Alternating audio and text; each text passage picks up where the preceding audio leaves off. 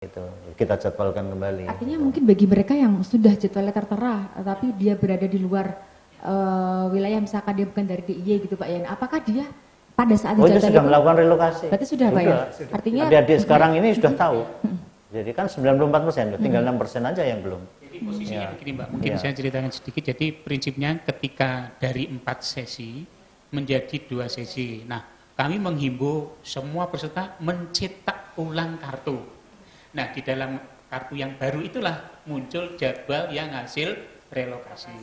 Nah, seandainya jadwal relokasi pun mereka ternyata masih terkendala, itu tadi silakan lapor ke pusat UTBK. Kalau dia jadwal tahap 1 ternyata tidak bisa karena pandemi, sekali lagi alasan pandemi, nanti akan direlokasi tahap kedua, dicarikan tempat yang memungkinkan. Prinsipnya begini, tolong adik-adik aktif berkomunikasi dengan pusat UTBK. Jangan mendengarkan berita-berita di luar yang simpang siur. Jadi cek di laman LTMPT, hubungi pusat UTBK, disitulah sumber informasi. Insya Allah nanti akan dicoba kita. Jadi memang gini Mbak, informasi itu berseliweran ya. Jadi tolong percaya pada laman LTMPT.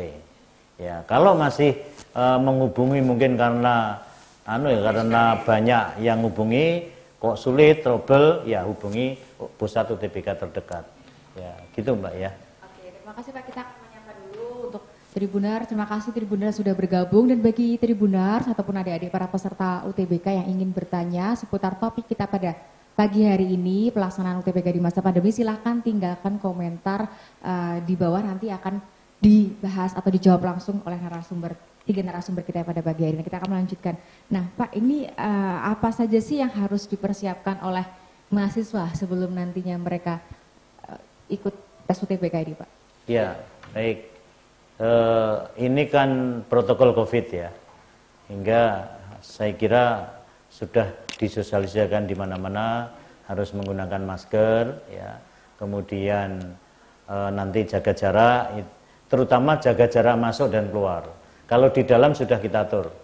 Yang ruang biasanya muat 40, kita isi 20. Jadi nanti selang-seling sudah kita atur seperti itu. Hanya yang masuk dan keluar ini harus pribadi masing-masing. Kemudian kalau perlu pakai kaos tangan silakan. Ya. Kemudian nanti akan diukur suhu badan oleh panitia. Kalau suhu badannya lebih dari 37 derajat, 37,5 ya, maka nanti belum diizinkan.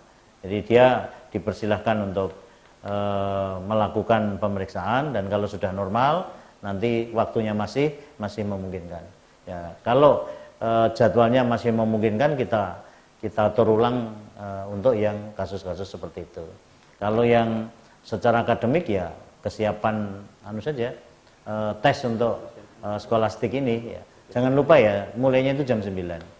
Ya, sudah mulai bekerja. Iya, itu mulai bekerja. Karena itu ya datang 7:30 supaya tidak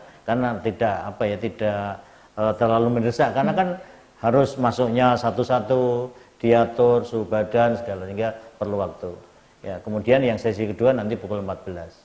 Nah, diharapkan keluar masuk tidak akan ketemu. Tidak akan ketemu. Iya. Iya, terjadi kerumunan. Ya. Apa mungkin yang harus dibawa Pak? Apa saja Pak? Apakah mereka harus membawa kartu ini yang mungkin sering? Ya. Yang pertama tentu dokumen. Pertama kartu peserta. Kalau mereka lulusan 2018-2019 otomatis ijazah. Kemudian kalau kelulusan 2020 karena ijazah belum keluar mungkin SKL dengan catatan SKL asli, cap basah, tanda tangan basah. Kalau memang nanti tidak ada fotonya, identitas diri itu penting. Nah tentu alat tulis yang terbatas mungkin hanya 1 pensil karena untuk hitung-hitungan, karena pakai komputer. Saya kira itu Mbak. Kalau jam tangan dan sebagainya malah tidak usah. Ya. Masker itu wajib, sarung tangan dan face itu dianjurkan.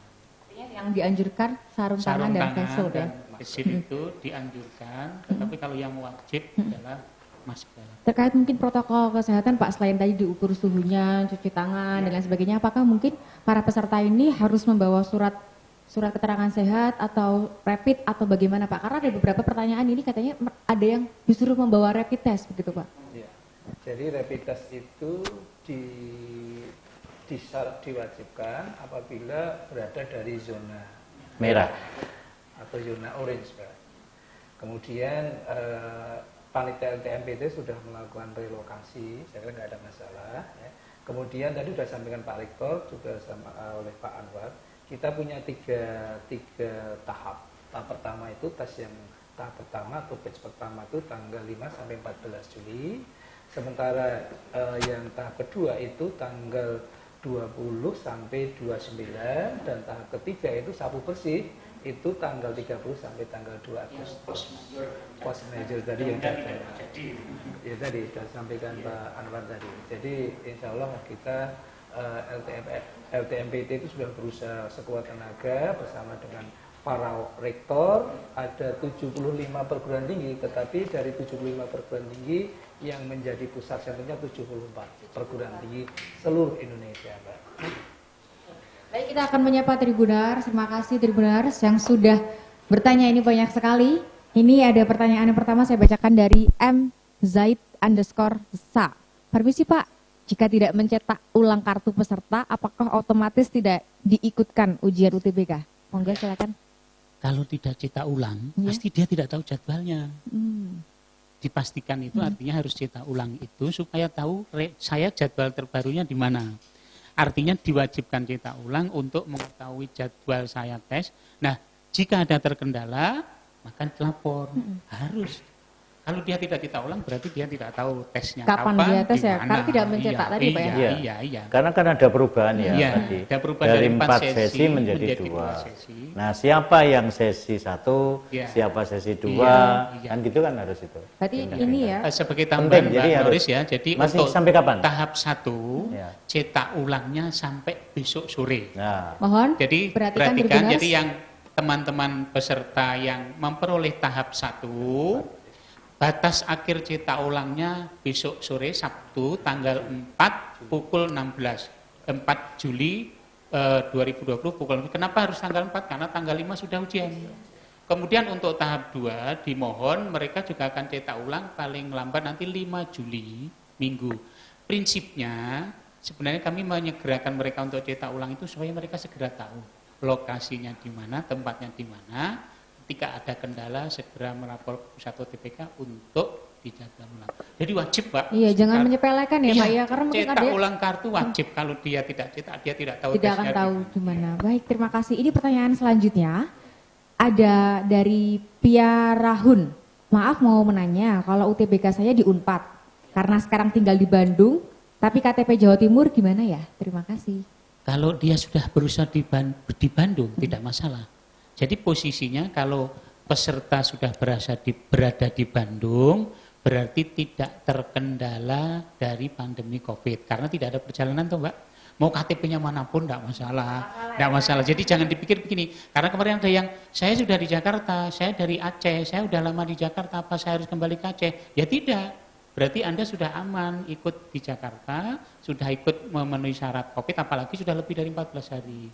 Jadi jangan balik lagi ke Aceh malah nanti repot gitu. mungkin Jadi, perlu ada data bahwa sudah lama tinggal di situ. Ya. Maaf ya, karena misalnya dari Surabaya itu kan ada yang masih merah juga. Iya. Karena itu pastikan bahwa Anda sudah tinggal lama di Bandung sehingga bisa mengikuti di Unpad. Iya. Ya pakai Minimal data 14 hari apalah sudah yang berada, ya. sudah berada di situ Ya. sudah dari sisi protokol kesehatan sudah memenuhi syarat.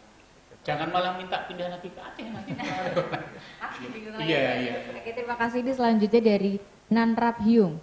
UIN UMJ gimana ya Pak? Nasib kita yang udah H-2 tapi pengumuman H-1. Tolong ya Pak secepatnya pengumuman jangan H-1 gitu. Oke, Oh, jadi Pak, yang tadi UIN, ya? baru saja surat dari Wakil Rektor 1 UNJ. Jadi UIN dan Universitas Muhammadiyah Jakarta itu adalah mitra UNJ.